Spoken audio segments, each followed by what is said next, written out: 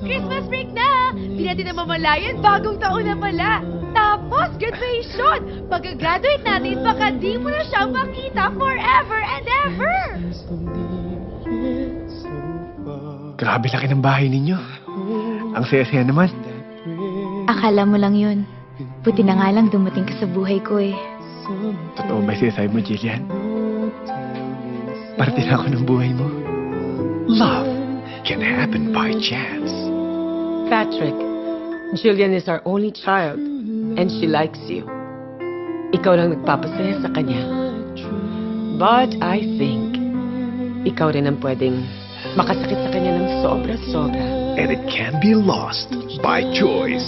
Alam mo, feeling ko na-offend siya sa mami mo. Sabi naman niya sa akin, hindi naman daw.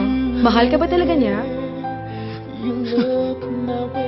Feeling ko, Teka, bakit parang di ka sigurado? Nasabi ba niya sa'yo ng harap-harapan na mahal ka niya? hindi. Pero ako sigurado ako. Sigurado akong mahal na mahal ko siya. But once you let it go, I just want you to know na hindi ko pa kinakancel ang schooling mo sa Amsterdam. And I haven't canceled our plane tickets. Patrick. Oh. Pangsyam na address na yan, ha? Sana yan na yun. salamat, Derek, ah. Can love find time for a second chance? Ganun ba talaga yun?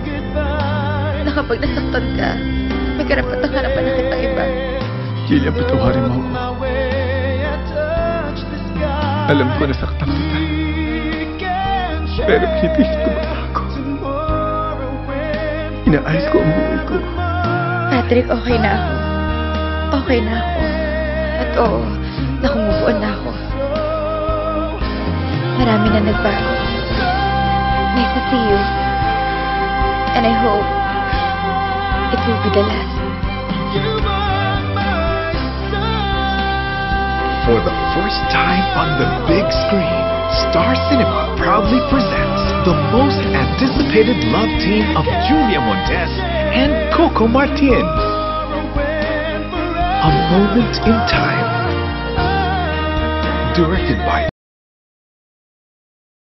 February 13, 2013.